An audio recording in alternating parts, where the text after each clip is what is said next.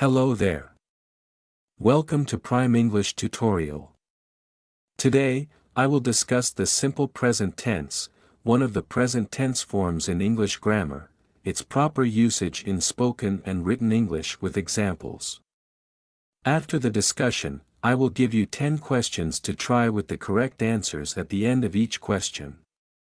Please pay attention to the lesson so that you can identify the proper usage of the simple present tense form and you can answer the questions given at the end of the lesson. But before I come to the simple present tense, let me start with what tense is and the general kinds of tense forms. Tense is generally a concept of grammar that refers to the time when an action takes place. An action may happen in the past, in the present, or in the future. Accordingly, tense is generally divided into three: the past tense, the present tense, and the future tense. This classification is based on the time when an action takes place, and each of these tense kinds is further divided into different tense forms. As far as today's lesson is about the simple present tense, one of the present tense forms, let me start with defining what the present tense means.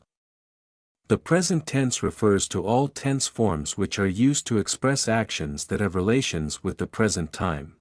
There are four kinds of the present tense: the simple present, the present continuous, the present perfect, and the present perfect continuous tense.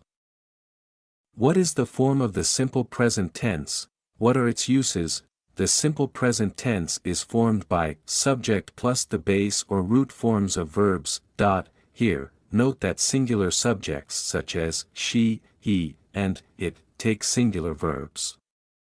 That means verbs with s, es, or ies. Example, we don't say she do, or he do, or it do, rather we have to say she does, or he does, or it does. We are grammatically incorrect if we say the baby cry, rather we have to say the baby cries. Having said this, let me discuss the uses of the simple present tense. The simple present tense has four important uses.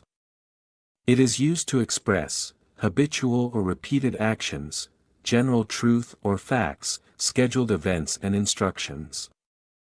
When we say habitual action, we mean actions or activities that happen regularly or repeatedly. We use the simple present tense to express our daily routines or activities we do all times. Such activities are called habitual or repeated actions. When we talk about habitual actions, we usually use adverbs of frequency such as sometimes, often, once in a year, and so on to show that the activities take place repeatedly.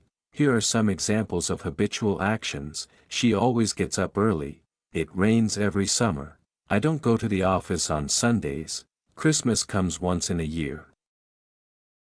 The other use of the simple present tense is to express general truth or fact.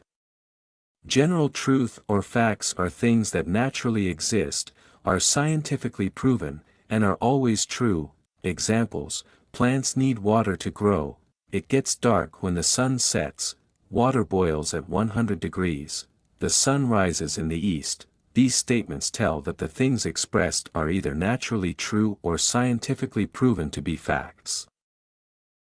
We also use the simple present tense to talk about scheduled events that will happen in the future. The events take place based on calendars, timetables, or official programs fixed earlier. Examples: the plane takes off in a few minutes. Exam starts tomorrow, the train arrives in 10 minutes. In these statements, the actions will take place in the future. But since they are scheduled events, we express them using the simple present tense rather than simple future tense. The other use of the simple present tense is to express commands or requests and instructions or directions. When you tell somebody to do or not to do something, you use the simple present tense. Example: switch on the light, please.